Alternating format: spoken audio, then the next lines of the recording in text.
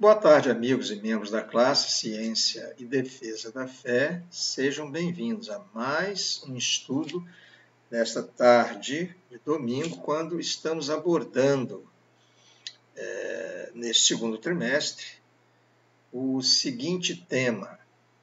Vamos colocar aqui a existência de Deus e o design inteligente.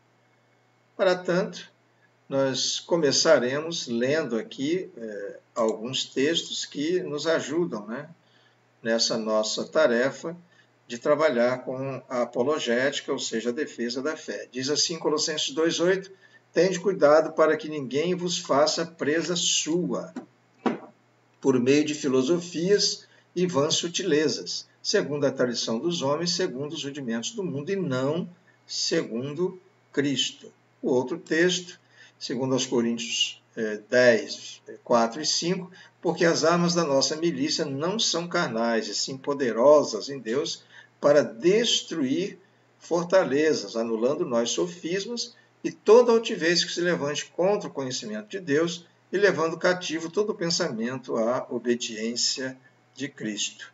Então, o assunto do capítulo de hoje, aí está o argumento teleológico e o planejamento na criação. Então, antes de desenvolver esse assunto, nós vamos orar.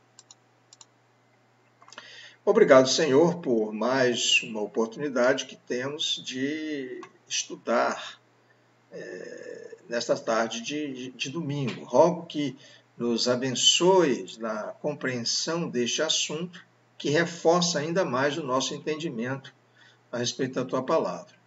Pedimos agora que nos livre da enfermidade que tem recaído sobre a humanidade, essa pandemia que está ceifando tantas vidas, milhares de vidas. Nós pedimos, Senhor Deus, o Teu livramento. Livra também o Teu povo, Senhor, das consequências do desemprego e das falências. Nós oramos no nome misericordioso de Jesus, nossa única esperança de salvação.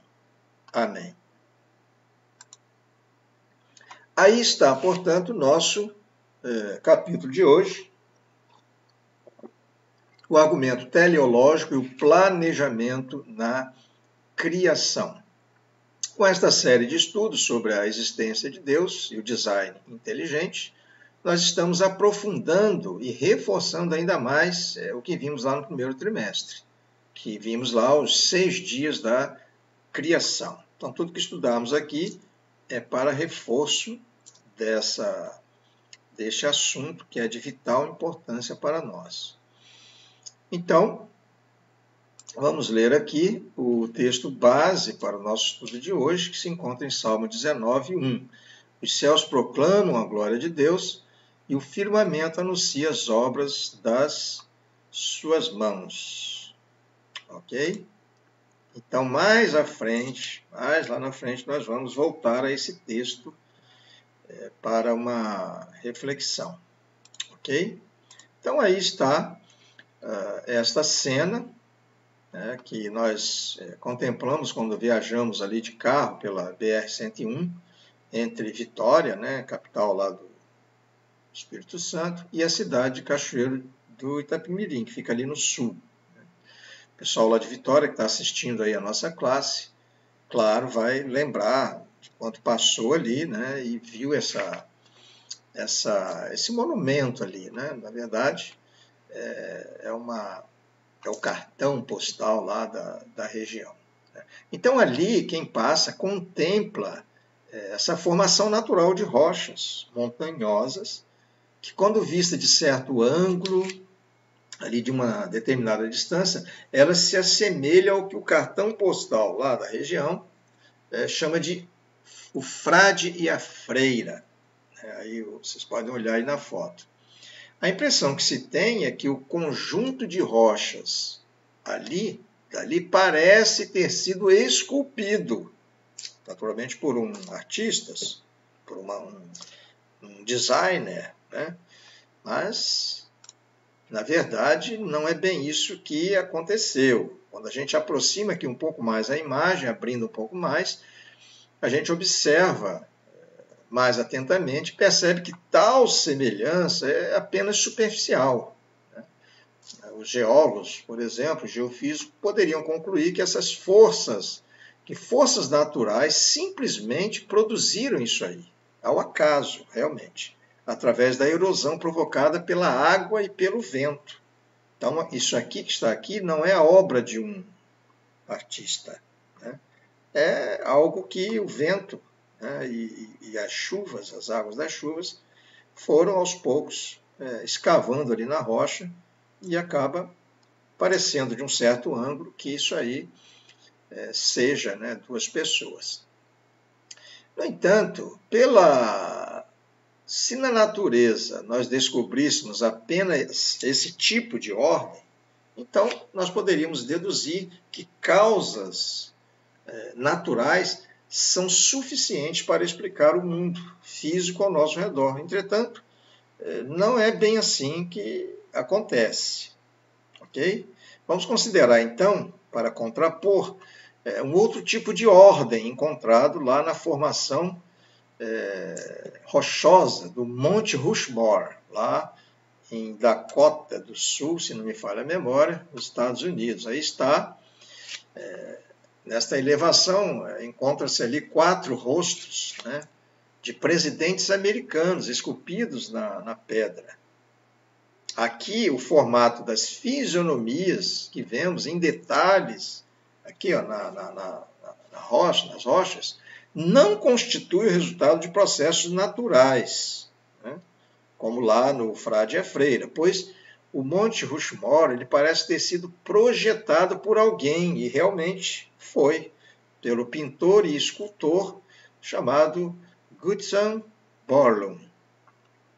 Ok? Então está aqui Washington, Jefferson, Roosevelt e Lincoln, ex-presidentes americanos. Puxando um pouco mais a imagem aí para ver melhor, nós vimos que, diferentemente lá do exemplo do Frade e a Freira, o Monte Rushmore apresenta evidências de uma origem inteligente. Aí é que está, né, o nosso propósito aqui de mostrar isso. Pois a complexidade encontrada desse segundo exemplo se diferencia lá daquele primeiro, por quê? Por possuir um plano, um objetivo, um propósito, né? Um projeto com um propósito bem específico.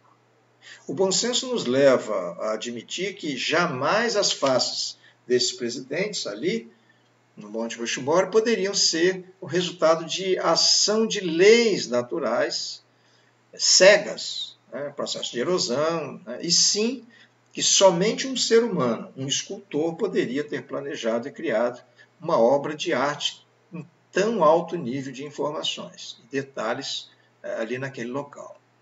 Ok?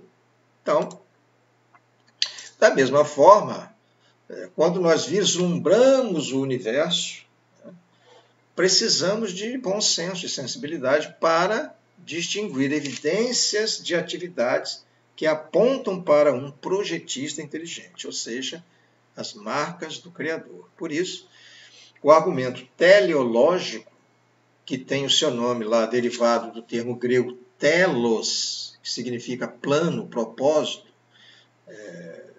desígnio, ele é um dos mais fortes e bem fundamentados argumentos entre as provas tradicionais da existência de Deus, cujo conteúdo tem impressionado tanto filósofos quanto cientistas.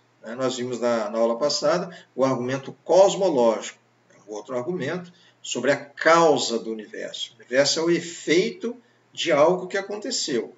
Então, a causa do universo, nós vimos lá esse argumento na semana passada. Existe também o argumento moral, o argumento ontológico, nós também demos uma pinceladazinha rápida na aula passada. Existem vários argumentos sobre a existência de Deus e sobre as coisas que foram feitas na criação. Mas esse aqui é particularmente um argumento muito importante, né, que vai falando aí sobre essas provas da existência e do plano de Deus na natureza.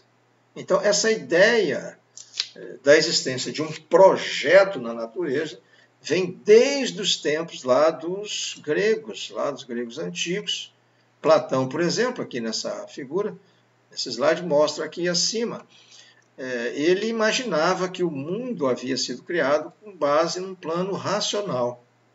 Tá? Já esse aqui, Isaac Newton, que nós também já estudamos aqui em nossa classe, ele confirmou a validade do argumento do desígnio, né? Ou seja, o argumento teleológico, quando ele se declarou maravilhado diante do belíssimo projeto do Sistema Solar, que ele tanto estudou e realmente fez uma obra admirável lá, né? No seu famoso livro ele apresentou, e ali ele coloca essa sua impressão ali, ele dá um testemunho ali fascinante a respeito da criação divina. Mesmo esses caras aqui, Immanuel Kant e David Hume, né, que são foram dois grandes céticos da história moderna. Aliás, eles são considerados aí o guru, né, dos céticos modernos aí. Eles, mesmo sendo céticos, consideram esse argumento como relevante, visto que o mundo está cheio de coisas que realmente apresentam sinais de ordenação e propósito. Porém, vamos ver aqui agora, coube ao teólogo e filósofo britânico William Paley, que viveu lá no século XVIII, tornar famoso esse argumento através da sua tese do relojoeiro. Olha aqui. Né? Paley, então, argumenta que se alguém encontrar um relógio no chão, ali, andando nas areias da praia ou na rua, né, jamais acreditará que ele se formou por meio de forças casuais da natureza. Ao contrário disso, concluirá que o relógio foi projetado, pois todo o seu mecanismo ele é extremamente complexo, ele é ordenado com todas as suas partes, as suas peças, ajustada de forma precisa, para que o seu funcionamento possa ocorrer, que é o quê? Qual é o propósito? É informar o tempo, a passagem ali das horas. Se o relógio, então, é um projeto, ele vai fazer uma analogia. Se o relógio é um projeto, significa que houve um projetista por trás desse projeto. Uma mente responsável pela ordem do mecanismo, pela finalidade ali do projeto, pelo seu ajuste preciso para que ele pudesse, então, funcionar. Então, a analogia vem da mesma forma, né, que a gente vê ali um propósito, né, um designer que fez ali aquele relógio. Quando nós olhamos e contemplamos a natureza como um todo, ali, o universo, a Terra e a vida, é racional também concluir que o mundo se trata de um projeto. Então, aqui nós estamos nos referindo à parte ali da natureza física, mas também tem o projeto ali da questão da vida. Isso até aparece aqui o olho humano, ele também explorou isso.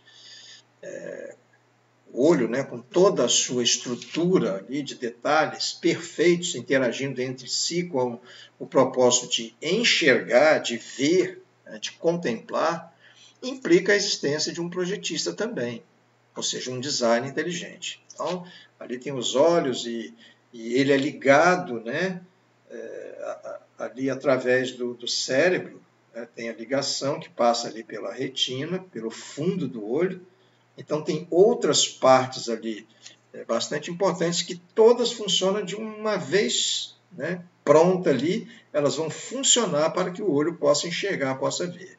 Então, não poderia haver ali como é que eu diria, a seleção natural, né, lá da teoria da evolução, acontecendo ali ao longo de milhões de anos, para que um dia aquele olho pudesse enxergar. É óbvio que com tanto tempo ali para que, né, dando tempo ali à evolução, para que isso pudesse acontecer, o olho já muito desde lá do início ele não funcionaria. E não, ele Então, ele não serviria para esse propósito se ele fosse realmente evoluído ao longo de milhares e milhões de anos. Então, não tem sentido. O que Paley aqui está dizendo é que esse olho ele foi projetado ali, né, de alguma forma, para que ele pudesse funcionar dentro do todo, de todas as suas partes ali, para que ele pudesse cumprir com a finalidade de ver, de enxergar. Então, da mesma forma que aquele relógio, né, e agora nós estamos vendo a questão do olho, né, então ele precisa claramente de um projetista, né, tanto lá na natureza quanto aqui na parte do olho. Esse projeto ele teve que ter um grande designer, senão isso não estaria feito ali e funcionando perfeitamente. Então, o argumento teleológico ele pode ser, digamos assim, resumido da seguinte forma. Vamos colocar aqui, existem várias formas de escrever esse argumento, aparece lá nos livros, mas eu coloquei aqui de uma forma bastante simples para que nós pudéssemos compreender melhor. Então, aqui nós temos as premissas. Olha, a primeira diz assim, todo projeto tem um projetista. A segunda premissa diz, o universo mostra marcas de um projeto. Então, a conclusão aqui é que o universo teve um projetista. Então, esse é o resumo aí desse argumento teleológico, o argumento do desígnios. Ok? Então, se os projetos implicam em um designer e o universo mostra as marcas desse design, desse projeto, então o universo foi projetado por alguém. Além disso, toda forma de vida na história da Terra ela tem sido altamente complexa, muito complexa. Além das coisas viventes aqui na Terra, seres vivos, inúmeras, né, formas de vida que nós vemos aqui, todo o universo parece ter sido projetado para a vida. Centenas de condições são necessárias para que a vida na Terra realmente exista. Tudo foi ajustado para que a vida pudesse realmente existir. Acontecendo nós poderíamos dizer que isso jamais poderia ter acontecido de forma casual. Isso seria literalmente impossível. Então, com um projeto tão impressionante, é difícil acreditar que nós somos simplesmente um acidente cósmico. Há quem diga que nós surgimos, nascemos lá nas estrelas. Mas esse é um assunto que ninguém explica. É difícil de explicar, é fácil de falar, mas é difícil de explicar. Nós vamos ver aqui agora, nessa outra figura, uma figura aí que mostra os tempos lá do chamado iluminismo. E lá os materialistas, ateus, eles procuram explicar o plano ou a ordem do universo através do termo acaso, como se fosse possível haver uma espécie de acaso proposital na natureza. Isso aí não tem sentido, fazendo com que o universo fosse causado pelo acaso. Não tem lógica nenhuma. No entanto, o acaso não tem o poder de realizar absolutamente nada, pois ele é completamente impotente.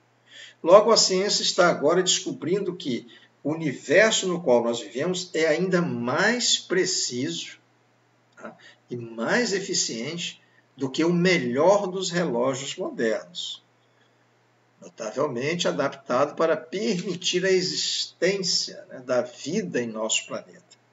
Então, veja só o que está acontecendo aí. Então, a descoberta hoje do ajuste fino cósmico, que nós vamos falar com mais detalhes mais à frente, hoje nós estamos apanhando de forma geral, mas vamos depois tratar, aprofundar um pouco mais esse ajuste fino, e vamos falar também das mais de 100 condições ambientais altamente precisas, chamadas de constantes antrópicas, que funcionam aí na natureza. Isso tudo tem levado muitos cientistas a admitir que o equilíbrio tão delicado das condições requisitadas para a existência e a permanência da vida sobre a Terra não poderia ter surgido acidentalmente. Então, muitos têm chegado a essa conclusão, pois esse equilíbrio aponta para algo sobrenatural, ou seja, além das leis físicas, e clama por um projetista, ou seja, por um criador, aquele que a Bíblia revela como Deus, nós sabemos disso. Um desses filósofos aí famosos, trouxe aqui esse exemplo para mostrar, ele se converteu lá em 2004, é o famoso filósofo britânico chamado aqui Anthony Flew, e ele depois até escreveu esse livro aqui, Deus Existe, e olha que ele, esse famoso filósofo, ele era, claro, ateu, mas escreveu ali diversos livros defendendo o ateísmo, e agora ele se vê diante desse argumento teleológico. Aliás, foi um dos motivos pelos quais ele se converteu do como é que eu diria, do ateísmo para o teísmo. Ele era ateu, passou a considerar agora a existência de Deus. Então, ele se baseou em grande parte nesse argumento que nós estamos tratando aqui, que é o argumento do desígnio, o argumento teleológico. Então, ele não resistiu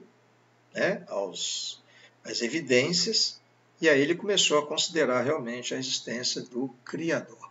Além de demonstrar a existência de Deus, esse argumento ele expõe também falhas lá na teoria da evolução. Até mesmo bactérias unicelulares são tão complexas, são aqueles seres minúsculos, são tão complexos que sem todas as suas partes ali trabalhando em conjunto e ao mesmo tempo, elas não teriam nenhum potencial de sobrevivência. Isso significa que essas partes não poderiam ter se desenvolvido ao acaso, ao longo de milhões de anos. Darwin, ao avaliar o olho humano, ele também fez isso, ele reconheceu que isso poderia vir a ser um problema para a sua teoria. Okay? Mal sabia ele que até mesmo as criaturas unicelulares, essas pequenininhas, elas têm muita complexidade que não pode ser explicada através da evolução, e sim através da criação, através do Criador.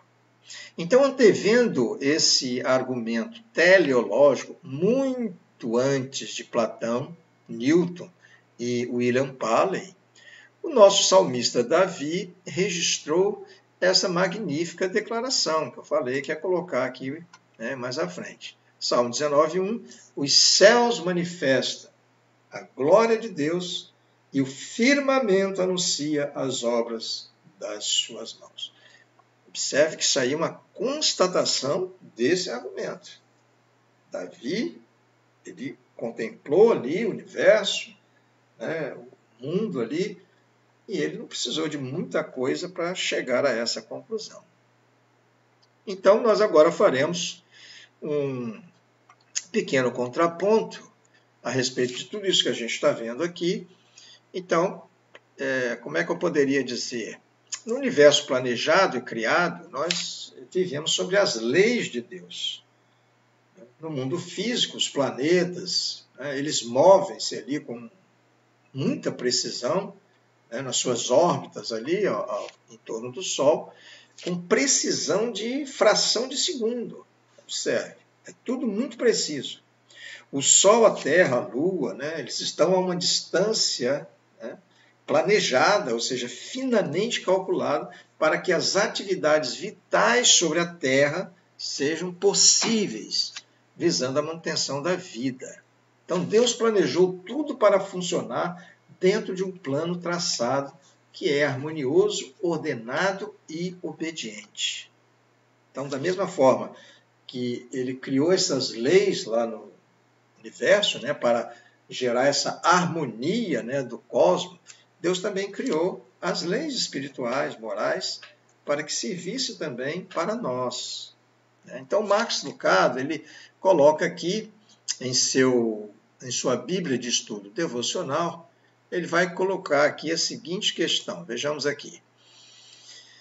O Senhor que criou o universo físico poderia ser menos preciso nos campos moral e espiritual, que são mais elevados?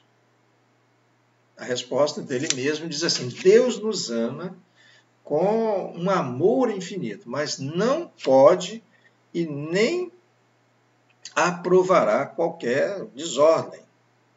Ele não será conivente aí com a desobediência. Então, como consequência, ele nos concedeu leis espirituais que, se elas forem realmente obedecidas, elas trarão harmonia, realização e felicidade ao homem, à humanidade. Mas, se elas forem desobedecidas, elas trarão discórdia, desordem, não é? E tantas outras coisas que trará a ruína do homem. Então precisamos estar bem atentos às leis lá do cosmos e também às leis que Deus colocou para nós. Nós possamos guardá-las em nossos corações para que nós possamos viver em harmonia, tanto com a natureza quanto com os nossos semelhantes. Amém? Chegamos então ao final do nosso estudo de hoje e espero que vocês tenham gostado aí desse assunto e na próxima semana estaremos trazendo aí mais detalhes. Aqui a gente falou assim meio de forma geral, mas vamos trazer mais detalhes sobre essa questão do design inteligente. Então, vamos ler aqui o nosso texto, nós sempre finalizamos aqui com ele, vou colocar para vocês aqui também.